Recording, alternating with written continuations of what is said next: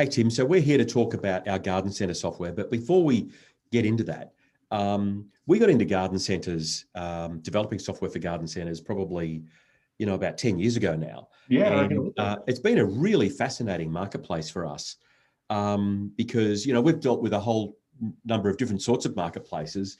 But this was the first, garden centres were the first ones that were really kind of outdoors type businesses. And they're a really different type of person, very happy and cheerful, and they're doing good stuff and making a difference. And it's just really fascinating engaging with them as a type of retailer.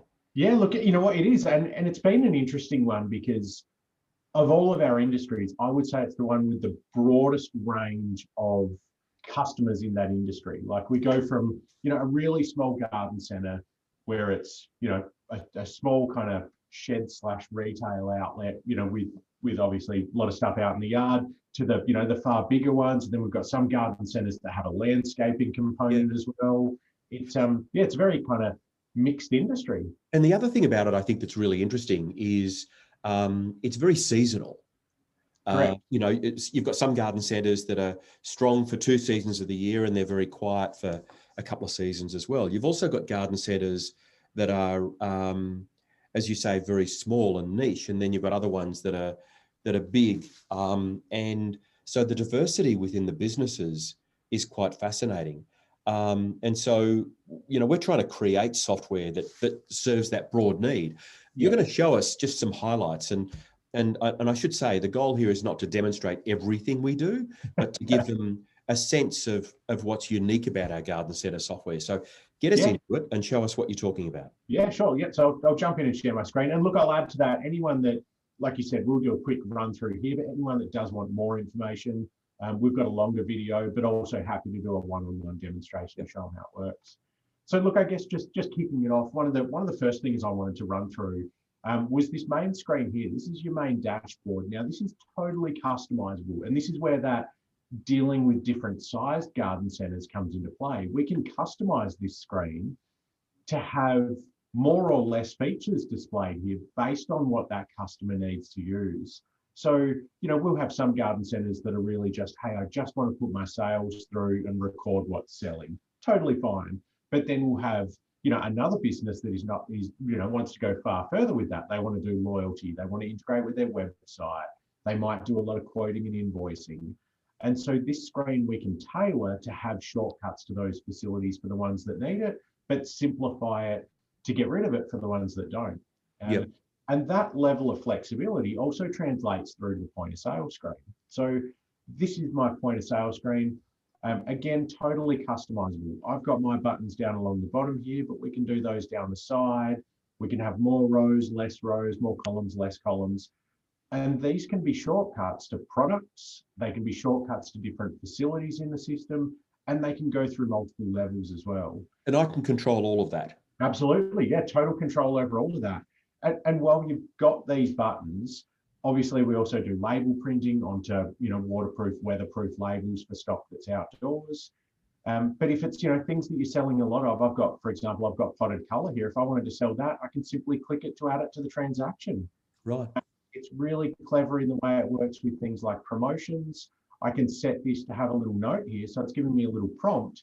A lot of garden centres we see do this, where one might be $2.99 each, but if they buy 5 or more, it drops to a certain price point. So as soon as I add a few more to that, so 3, 4, and I get to the 5th, it automatically discounts my price down.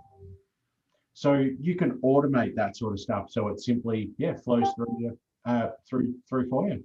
Nice. When it comes to completing a transaction, we also bridge it with your FPOS. So if this customer was paying by card, I could simply hit that FPOS button there. It'll put the figure onto the PIN pad. So no room for human error, and it's all done. While I've still got this sale up, though, I'm going to put a Tahitian lime onto this one as well. I've got 4 left. And you can see there when I go to sell that one, it's actually giving me a warning saying I'm starting to run low. So if this was something, a Tahitian lime, I might put the sale through at the counter, but then I might have someone help the customer get that to the car. At least I'm getting a warning here so that I know there may not be enough out on the floor to be able to provide that customer. Why are you using a Tahitian lime as your example product? Look, that is my example because I have two of those and I cannot grow them. Sorry, I cannot get any fruit off them. So, and why do you want the fruit off them? Well, limes for Coronas. It's my go-to. But yeah, so if I add one of those to the sale and I go to complete that transaction, I'll say FPOS is my payment method. Yep. I've got mine set with a surcharge. I'll skip past that. When it prints off your customer's transaction, the receipt, these receipts are all totally customizable. So where customers want these to be a docket style, we put your logo on the top, you've got the product information.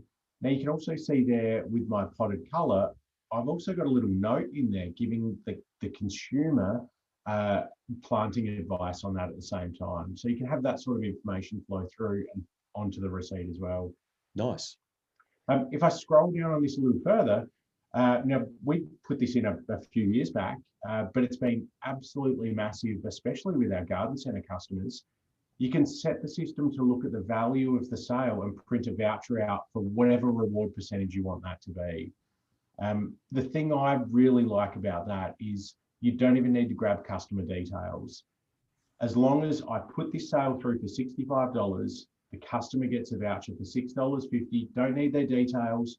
All they need to do is bring that receipt in next time and scan it, and it'll take that off of their next transaction. Look, and the value of the discount voucher or the rewards voucher that you've got there is that you're rewarding this possible one-time only or infrequent shopper to encourage them to spend more even in that visit if you want. And so it really is a way of maximising the basket opportunity when they're in the business. Yeah, correct. And I mean, we've seen so many examples of those vouchers being used in different ways where it might be, someone that comes in and buys something for a business, they take the voucher and they use it for themselves, or, a couple of friends come in, one person buys something, they give that voucher to their friend to, for their transaction. It's really, really cool to see how it's used. And it's another way to take the conversation away from being about price. Because, you've got on there a voucher worth $6.50. I know what $6.50 is worth. And so I understand the value of that compared to points and things like that. Correct, yeah. So look, I'll move on from the receipts. Like I said, they're totally customizable, A4 or docket style, and you can choose that based on the type of transaction as well. The next thing I wanted to mention was special orders. I see a lot of garden centres using special orders for even things that are seasonal, where things like roses, where they may not get them in until a certain part of the year, they can bank up orders for customers and then have the system manage all of that for them in the background. So to be clear, a special order is an order that you're ordering something in especially for a customer. Yeah, correct. Yeah. So look, I'll show you how it works. If I did a special order, and I'll use my Tahitian lime again. Yep. So if I type in Tahitian lime, and I can see I've got 54,000 products in my database. I'm going to search for anything with the words Tahitian and lime in it. Now, that doesn't matter if they're at the start, middle, or end, it'll still find it. So I've got a few different sizes there. I want the 250ml one. I can do a lookup on that product first, and I can actually see all of its information in this screen. So I can see my preferred supplier is Great Pine. Every time I receive it and where it normally comes in from, I can see that information at the bottom here. Now, if I wanted to do an order for this product for a customer, all I need to do is hit order this item. It's going to put it onto my next reorder report for Great Pine. I can link it to the customer, and the system is then going to manage all of that in the background. When I receive that lime tree in, it'll stop and say, hey, don't forget that's on order for this particular customer. Yep. It'll print a label with the customer's details on it, and it'll even email or text message them to let them know it's ready for collection. Nice. So yeah, really, really thorough for special customer orders. And it also means that, if my business has got a reasonable number of staff, I can have a structure like this in place so that I'm providing consistent service for the things like these special orders. Yeah, correct. Yeah. And that kind of comes back to what we were talking about before with, different size garden centers as customers. Any one of the staff members could be putting those products on special order for customers, but you might have someone that manages all of that in the background they could have that main screen of the system tailored to have a shortcut to that. So that becomes part of their, their daily process to manage the orders. Nice. Hey, just while you're there, as an interruption, I was just doing some research on my phone while you were talking, not because you were boring me, but just because, it just worried me, because it says here that your Tahitian lime may not be bearing fruit because of either a pollination issue or pests, some sort of disease, poor nutrition, lack of watering, growing with too much vegetative growth from excessive nitrogen. I mean, my point is, you can do an online search and get some advice on how to get your Tahitian lime working. Bring them up to speed, you think? Or you could go to your local garden centre and get some professional advice. I think that's what I should be doing. Well, I've got a lemon tree, which would be no more than 5 meters from it, and that thing just overproduces. It's so it's an alpha thing. I think so. Yeah, I think it's feeling a bit threatened by the lemon tree. Interesting. Hey, look, what else are you going to show us about this software? So look, special orders. I wanted to run through that. And another thing, look, and this has been certainly, I would say, over the last 3 or 4 years, this has become bigger and bigger with garden centres, and that's quoting and invoicing for customers. So a lot of our garden centres and landscape yards do a lot of quoting and invoicing and managing that more trade kind of sale. So against any product, you can have your retail price or you can have a trade price. You can also have customer profiles linked to different values of those prices. So again, if I was selling my Tahitian lime and I chose a customer for that, so I've got one in here just called account customer. I'm just going to choose them. Firstly, I can see my account customer has reached their credit limit, and you can have that password protected so that I can set what their limit is in the background. If they reach that, a manager has to approve putting any more transactions through for them. But I'm just going to say yes to that. You can see there it's automatically changed the price from 45 down to 36. So you can have those profiles automatically updating that customer's pricing. And sorry, that discount profile for that customer, that can be based on the sorts of things they might buy or the categories of products they might buy, things like that. Yeah, correct. Yeah, exactly. So I just added a Tahitian lime, but another common thing for garden centres and landscaping is bulk goods.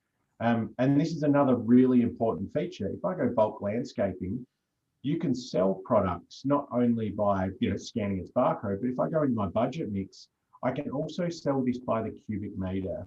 Yep. Within that, if they wanted, say, 2.5 cubic metres, I can change that and the system will calculate out what the price is. So by managing that, it calculates your price. But you'll also find very few systems give you that functionality to be able to sell things at fractional quantities. So yeah, really important to be able to do that. But also when you go to finalize a sale against an account customer, you can have multiple delivery addresses. So if this account customer was a local landscaper, I can have different addresses pre-configured for whether they're going to pick it up, whether it's their Smith Street or their High Street job. And you can see as I select through those, it's changing what my default notes are on it. So if I'm going to give that to a driver to deliver, all of that information is pre-populated for me. Nice.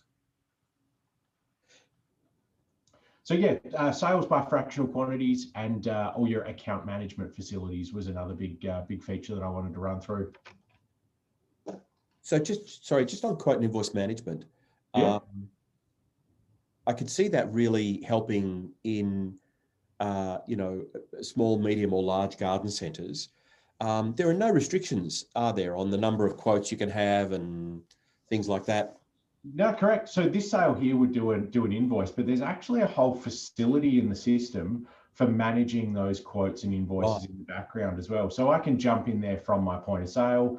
You can have a shortcut directly into that, and you can manage all of those quotes and invoices from within this screen, including tracking things like the delivery date, any notes against it, whether it's a note against the overall quote or notes against the individual products on that quote form. Nice. You can then email copies through to customers. You can flag it as moving it from a quote to an invoice. Yeah, you can track the whole process. Yeah, excellent. Sorry, I just hijacked you. Yeah, that's all right. No worries. Yeah, so that was certainly another feature that I wanted to run through. And look, I'll go through two other things actually. Writing off stock. An important thing for garden centres is tracking what stock they're either using for in-store purposes, or if green life dies or things like that. You can come into the system and I've got a write-off stock option. I can come in here, scan its barcode, and that will take it out of my stock. And then therefore I can report on that at the end of whatever period it's necessary to as well. Okay, excellent.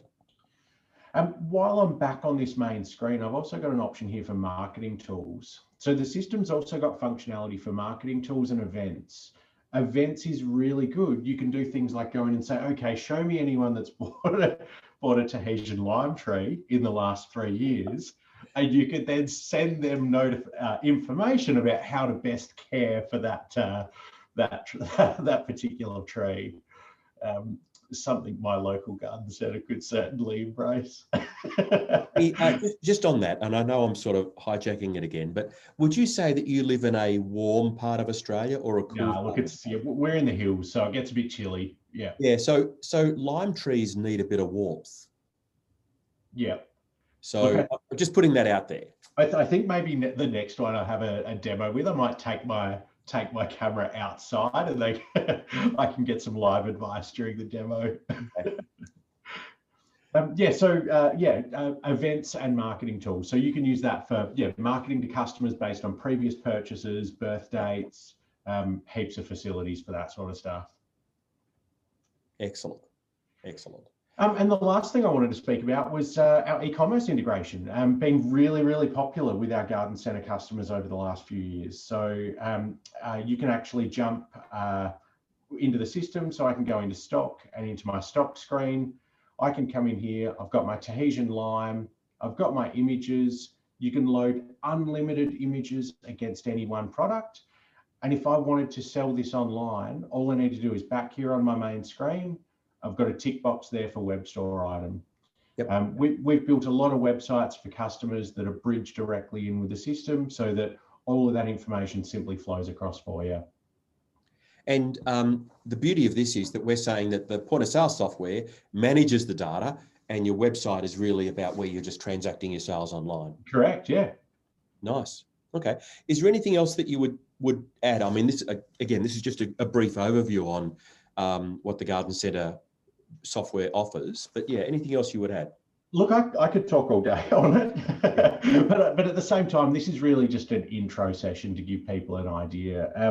The other things, just to mention a couple of quick facilities, reordering by sales is fantastic for these kind of businesses where products might be seasonal. So you could jump in and say, okay, well, show me what lawn fertilizers I need to be buying at this time of the year. So, and that doesn't have to be, based on, say, the last 2 weeks. So reordering by sales, I could say reorder based on my sales for October, November, December last year. Yeah. Yeah, you do a big order based on that. That's pretty cool. All right, look, we might leave it there and just say to people, we've got a longer form demo that we can, video we can share with them. Yep. But the other thing is nothing really beats a live demo. Correct. And so if somebody wants to see the software, you or one of the other sales guys would connect with them, find out more about their needs, and then demonstrate to them specifically for their business. Yeah, absolutely. And so that, it kind of comes back to our first step is just a conversation. So to really understand what they want to get out of a system like this, and to make sure we can do that. We're pretty transparent when it comes to, telling a customer if we don't think we're going to be a good fit, and also explaining exactly what we do and what we don't do. So we have a conversation to start with to evaluate all of that, and then we can jump into a demo to show them based on their requirements exactly how it's going to work. Excellent. All right. Well, look, good luck with your Tahitian lime. I hope that you can sort it out. The fact that it's been 2 years without fruit concerns me, but then again, sometimes they take a while to settle in and sort out their location. They also haven't died in the 2 years. So, it's a win in my books. All right. Thank you. No worries. Thanks.